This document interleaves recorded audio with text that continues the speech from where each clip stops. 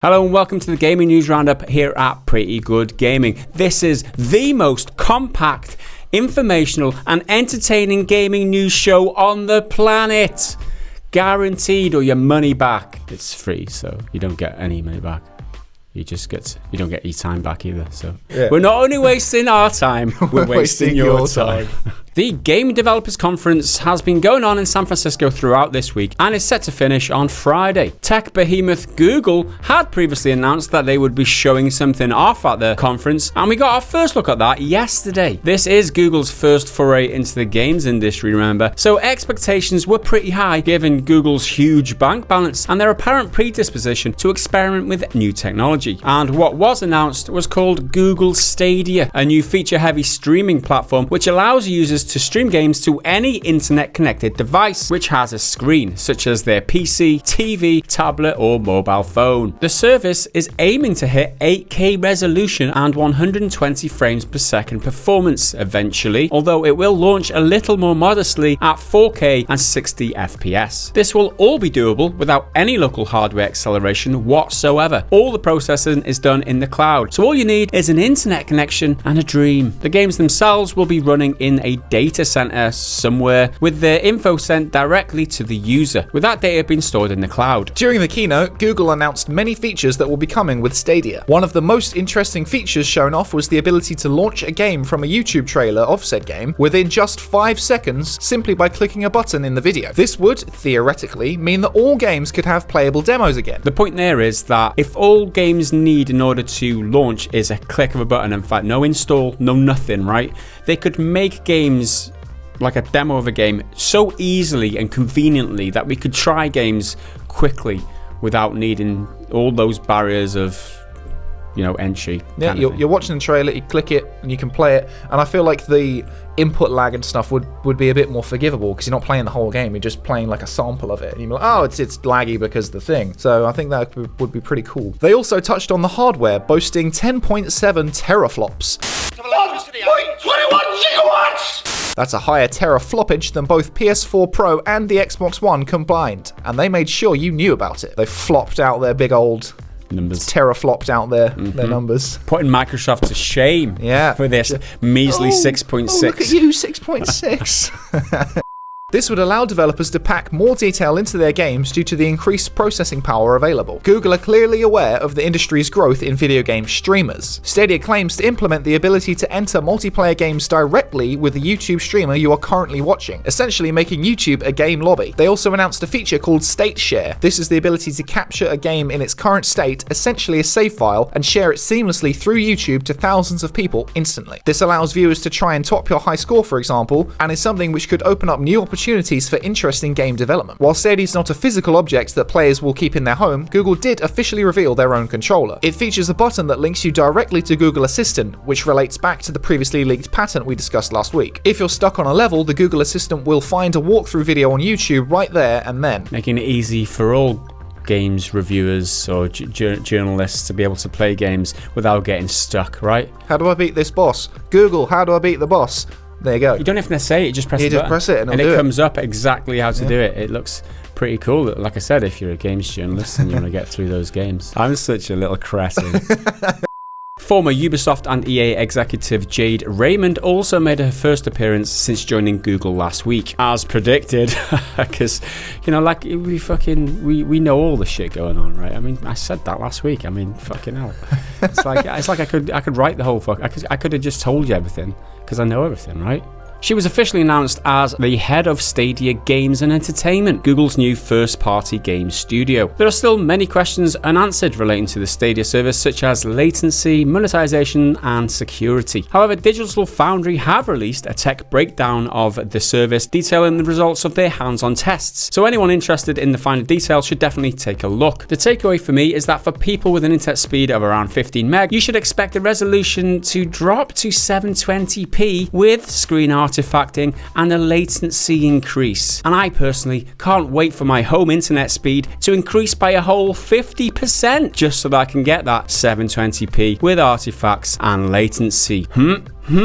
Yes, please. The reaction to this announcement so far has been pretty mixed. with some commenters saying that this is just like OnLive all over again and is doomed to fail, while others are saying that this is genuinely the future of the industry, and they're all pretty excited. While it's obviously far too soon to reach any such conclusion, this is a pretty monumental moment for the industry, with another huge player such as Google entering the fray. So move over Sony, Microsoft and Nintendo. There's another megacorp in town, and they just kickstarted the next generation of gaming with their huge 10.7-inch floppy terafloppy. I went way too far there, didn't I? Yeah, you did. 10.7 teraflops is what I meant, obviously. Teraflop it out. I wonder how nervous Microsoft, again, that's their whole push with their Xbox One S. Oh, the best console known to man, 6.6 teraflops. It's just a measuring stick, right? It's literally sizes of penises at this point, right? So Google say, we've got 10.7 teraflops. Microsoft are going to be like, what's the chances that they bring forward their announcement of the next console? Just to like jump the gun and be like, oh, but guys, we're doing it too. We've got a bigger teraflop now, or whatever. We got 10.8. Well, one thing's for sure, with developers now able to develop games with a lot more system resources, 10.7 teraflops in hand now. That sounds so bad. With that huge 10.7 teraflops in their hands, they can do a lot more with. This gets worse, man. I don't know. There's no way around it. You're just going to have to go through it. You're the one who brought it up. I'm good at bringing up my teraflop. Moving on. So what this essentially does, I mean, it might not be technically the next generation of console hardware, so you could argue that it's not. However, the fact that they're raising the bar in terms of the amount of system resources available to developers is significant, because developers now have a higher ceiling of hardware to use in order to develop their games, which is significant. You could say, they've had PCs for ages, but consoles is where the main focus of developers has been forever, right? So if that console limitation ceiling is gone now, and you've got 10.7 teraflops now, in future, in a couple of years time, when Google updates their servers, it might go higher than that, or it will go higher than that for the same streaming price. It's interesting to see whether how the games industry evolves, given how the future of streaming is going to go, if it does take up, in fact, and it goes that way. It's going to be interesting to see how this affects developers and how games. I don't know. Is it a good thing that games can just expand in their size? Obviously, it's got to be good for some reasons, but it's a point of discussion, that's for sure. I think it's great just to see someone else trying something new, because it's just been Sony, Microsoft, Nintendo for the past few generations, and I'm glad to see someone else throwing their hat in the ring and being like, we'll do it. Yeah, we'll try something very different as well. And a huge corporation like Google as well. They've got all the resources, and the fact that they're integrating it so tightly into YouTube, which is an already huge platform. And they dealt out some numbers during the stream yesterday where they said like X amount of millions of hours watched, X amount of millions of people watch it on a daily basis. It's like there's huge people there, and if just the fact that they're having this service tied with YouTube means that their potential consumer base, or the potential people that can get signed up to this, could make the service like huge in an instant. Obviously there's the question over latency and whether the performance is going to be doable. It all depends, right? It all depends. It's to be seen. I'm not saying it's going to work. I'm not saying it's not going to work, but I have my doubts. I don't think it's ever going to replace traditional gaming, either in physical or like downloading, because that's always going to be there, because the latency will be too much of an issue for some people, no matter how good it gets, no matter how clean the connection is. That's true. It's not going to go like stop your traditional PS4 lineup coming out, or PS5 by the time. Yeah. Well, they had Doom on stage, id Software, and they were like, it works great. Like first-person shooter. I mean, if they're saying it works great, maybe it does. It's obviously going to work for your strategy games, your turn-based games, that sort of stuff. But for those like split-second, high-octane games, question marks over that. The other question is how this affects things for developers. I saw a thread somewhere on Twitter where a game developer was saying, I don't like this idea. It's just like streaming for music. If people are subscribing to these services and not paying for your game outright, you're going to be paid as a developer based on how long you can keep people playing your game, as in retention, just like every other streaming service. So you're going to be developing games in order to retain your players, not to make the best possible funnest, most game, which again raises questions for developers. Like, do you want to go where the money is and try and keep people retained, make games grindy, or whatever implications that generates, versus making just great standalone games? I don't know, this could be a huge turning point in terms of game development as well. We don't know how they're going to monetize it yet. Like, we don't know if you pay for the game itself, like when you play it. You don't know if it's a subscription thing, which is most likely to be. Yes. That you pay for the subscription and you get access to all of this.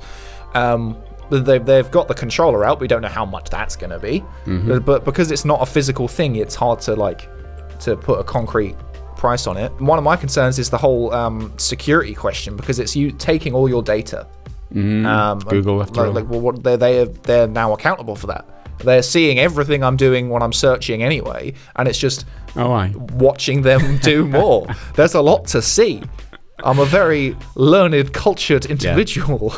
Well, we'll leave that where it is, I guess. But those are just some of our thoughts. Obviously, there's loads of things to discuss. If you want to, feel free to do that down in the comments below, and maybe we'll join in with you too. The Tribeca Film Festival in New York will play host to a selection of independent films and filmmakers this year from April 24th until May the 5th. This year, video game auteur Hideo Kojima and actor Norman Reedus will be in attendance to give a talk about their upcoming game, Death Stranding. The festival rarely features games, with 2011's LA Noire being the first game to be recognised by the festival, followed by 2013's Beyond Two Souls. It really isn't that surprising that Death Stranding is being featured as the third game ever at the festival, since director Hideo Kojima is known for his very cinematic storytelling, with many saying he should just make films instead. We know very little about Death Stranding, so the talk at the festival should give us some answers, maybe even a release date finally. Interestingly, the other games released the same year that they were featured at the festival. There is plenty to suggest that the game will be out this year, check out our recent video on the subject, but Kojima has said that the game is slightly behind schedule. Next up is another monumental moment in gaming history. It's time for the news nuggets. First up, Sega announced that they have a new Yakuza game in production. The game will star protagonist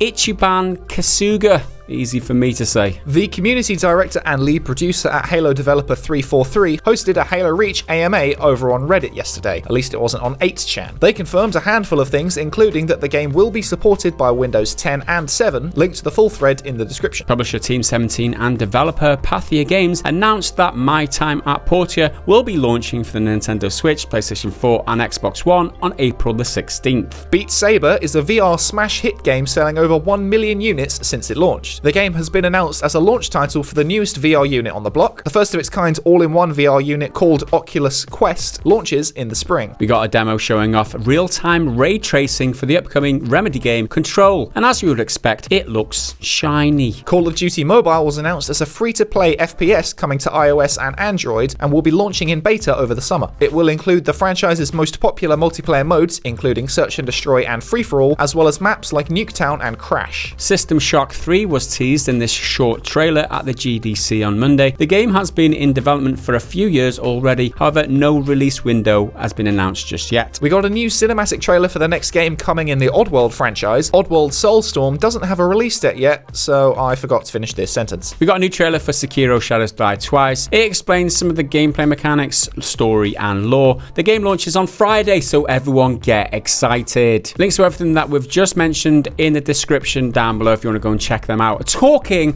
of monumental moments in gaming history, let's do a joke. Woo! What is blue and waits for you at the roadside? A prostitute. Because it's like prostitute, right? But she's cold.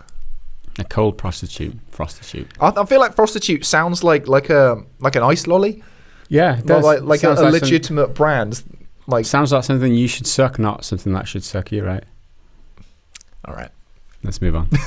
The general manager of BioWare, the studio behind Anthem, has addressed some of the game's issues in a recent blog post. Casey Hudson took to Anthem's website to talk about how they weren't prepared for the volume of players, launch issues, and the general negative criticism levelled at the game. It's been a rougher launch than expected, he said. We also had a degree of issues that did not reveal themselves until we were operating at the scale of millions of players. It seems hard to believe that they weren't prepared for that many players, since EA projected 6 million in sales of Anthem over 6 weeks back in February. Anthem was also the highest selling game back in in February this year, and is BioWare's second best launch ever behind 2012's Mass Effect 3. If EA expected the game to sell this well, then why weren't the developers given adequate time and resources to prepare? Oh, I know. It's because they thought people would still buy the broken game and they can just fix it after they've got your money. That's the old classic games as a service model, after all. Casey Hudson also mentions how the developers themselves were very disappointed and that they understand there is skepticism out there. We hear the criticisms and doubts, but we'll keep going anyway. It is nice to see that the developers do seem to care about the project and acknowledge the issues plaguing the title, but this whole situation reeks of a game not being ready for its launch date, and that's something we've seen time and time again. However, The Division 2 seems to be reviewing very well for actually having content in comparison to Anthem. What does that say about the industry and the way we view games now? Is having the acceptable and expected amount of content now seen as a good thing instead of just being the standard as it should be? That's the problem, isn't it? Standards slip so low